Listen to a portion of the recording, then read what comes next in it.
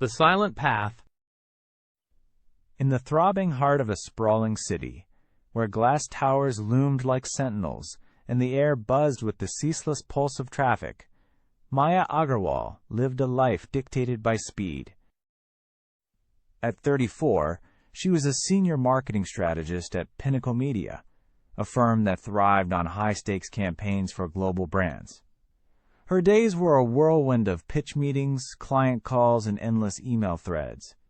Her phone was her lifeline, her coffee, her fuel, and her mind a battlefield of deadlines and doubts. Mindfulness, to Maya, was a luxury for those with time to spare. Hippie nonsense, not for someone clawing their way up the corporate ladder in a city that never slept. A collision in the chaos. It was a crisp October morning, the kind where the city's smog mingled with the scent of fallen leaves. Maya was late for a critical presentation with a new client, a tech startup with a multi-million-dollar budget. Her heels clacked against the pavement as she weaved through the morning crowd, her eyes glued to her phone, thumbs firing off responses to her team's frantic messages. Her reusable coffee cup, filled with a double-shot latte, trembled in her other hand. The city was its usual symphony of chaos.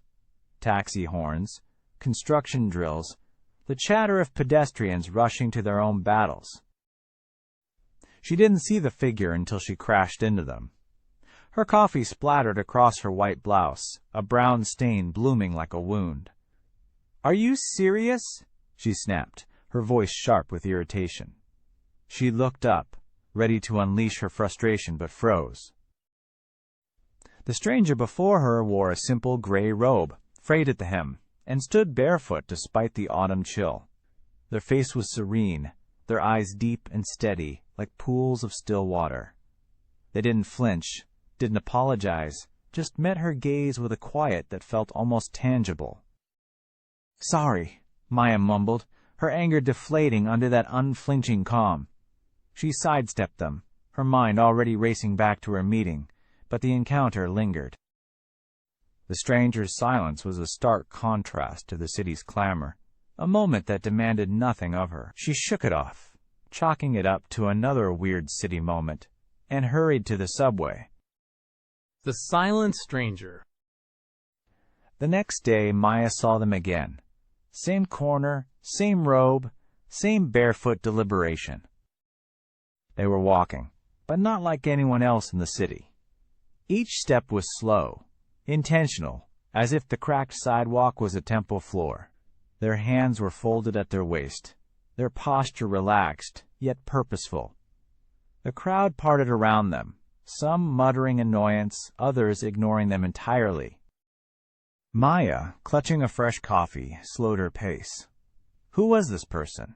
A monk? A performance artist? A homeless eccentric? She couldn't decide, but their presence was magnetic, a puzzle she couldn't ignore. For days she kept spotting them, always at the corner of 7th and Maple, always moving with that maddening calm. She began to notice details, the way their robes swayed slightly with each step, the faint smile that seemed to hover on their lips, the way their eyes seemed to see everything and nothing at once. It was infuriating, in a way. How could anyone be so unbothered in a city that thrived on urgency? One evening after a brutal day at work, Maya couldn't hold back. Her latest campaign pitch had been shredded by her boss, a perfectionist who seemed to thrive on her stress. Her team was behind schedule, her inbox was a nightmare, and her therapist had canceled their session. Exhausted, she found herself at the corner, where the stranger sat cross-legged on a bench, eyes half closed, hands resting lightly on their knees. The city roared on, sirens, laughter, the clatter of a nearby food truck, but they were an island of stillness. "Why do you do that?" Maya asked, her voice louder than she intended. The stranger opened their eyes, their gaze soft but piercing. They didn't speak, just tilted their head, inviting her to continue. "The walking, the sitting, all of it. You're so slow. Don't you have a job? A life? Somewhere to be?" Her words tumbled out, laced with frustration, but also curiosity. The stranger smiled faintly, a gesture that felt like a gift. They pointed to their chest, then to their eyes, then to the ground beneath their bare feet. Maya frowned, shifting her weight. "What does that even mean?" she pressed. The stranger's smile deepened, but they offered no words, only gestured again, this time to the sidewalk, as if it held some secret. Then they stood, took a single deliberate step, and paused, their body perfectly balanced. Maya's shoulders slumped. "I don't get it," she said, but the stranger only nodded, as if her confusion was part of the process. They turned and walked away, each step a quiet defiance of the city's rush. A seed of curiosity. That night, Maya couldn't sleep. The stranger's silence was louder than her racing thoughts. She replayed the encounter, the way their presence seemed to carve out a pocket of peace in the chaos. On a whim, she grabbed her laptop and typed "slow walking" into the search bar. She expected quirky street performer videos or maybe a scam self-help trend, but instead found articles on Buddhist mindfulness practices. She stumbled across a quote from Thich Nhat Hanh, "Walk as if you are kissing the earth with your feet." She rolled her eyes. Poetry wasn't her thing, but the words stuck, like a song she couldn't unhear. The next morning, Maya tried it. Not intentionally, not really. She was rushing to the subway, her mind tangled in a client's impossible demands. When the stranger's steps flashed in her memory, she slowed down, just a fraction, and focused on her feet. Heel, arch, toes. The pavement was uneven, gritty under her flats. She noticed the weight of her bag digging into her shoulder, the way her breath hitched when she thought about her looming deadlines. Another step. Slower still. A bike courier whizzed past, shouting something about tourists. A street vendor's samosa cart filled the air with cumin and oil. For a moment, the city wasn't just noise. It was texture, smell, life. It felt ridiculous. People bumped into her, one muttering, "Move it, lady." Her phone buzzed in her pocket, a reminder of an unread email from her boss. But there was something else, a flicker of clarity, like stepping out of a fog. She kept going, one deliberate step at a time, until she reached the subway. For the first time in months, she didn't feel like she was sprinting toward collapse. The argument within. Maya's experiment wasn't smooth. The next day she forgot entirely, reverting to her frantic pace, her phone glued to her hand. But the stranger's image kept surfacing, unbidden. She started to argue with herself. What was the point of walking slowly when her job demanded speed? Her colleagues were sharks, always circling for the next promotion. Her clients expected instant responses, flawless results. Mindfulness sounded nice, but it wasn't practical. She wasn't a monk. She had bills, ambitions, a life that didn't pause. Yet the stranger's calm gnawed at her. She started reading more, blogs, books, even a Reddit thread on Zen Buddhism. She learned about walking meditation, about how each step could anchor you to the present, quiet the mind's chatter. It sounded simple, but when she tried it again, it was anything but. Her thoughts raced. "I'm wasting time. I look stupid. What if someone from work sees me?" Still, she persisted, carving out moments to walk mindfully. 5 minutes to the coffee shop, 10 minutes home from the subway. The practice exposed her inner conflicts. She was proud of her career, but it was killing her. Her therapist had warned her about burnout, but she'd brushed it off. Success required sacrifice, didn't it? Now, she wasn't so sure. The stranger's silence seemed to ask a question she'd avoided. Was she living or just surviving? The work crisis. A week later, Maya faced a crisis. Her team's campaign for the tech startup was falling apart. The client wanted a complete overhaul, and her boss was breathing down her neck. During a tense meeting, Her colleague Raj, always eager to one-up her, suggested scrapping her concept entirely. Maya's chest tightened, her usual defenses, sharp retorts, quick pivots, failing her. She excused herself, claiming a bathroom break, and stepped outside.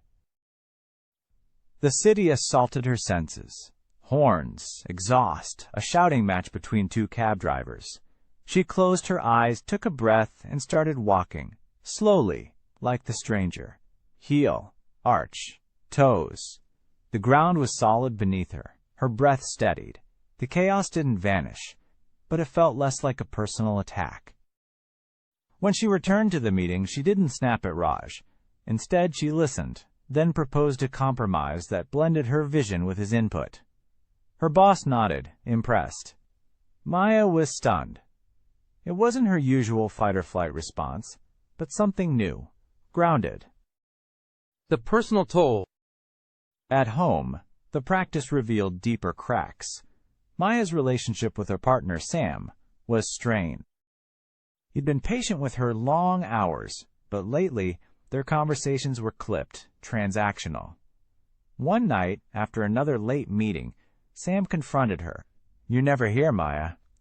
Even when you're home, you're on your phone or you're stressed out. What's the point of us if you're always somewhere else?" The words hit hard.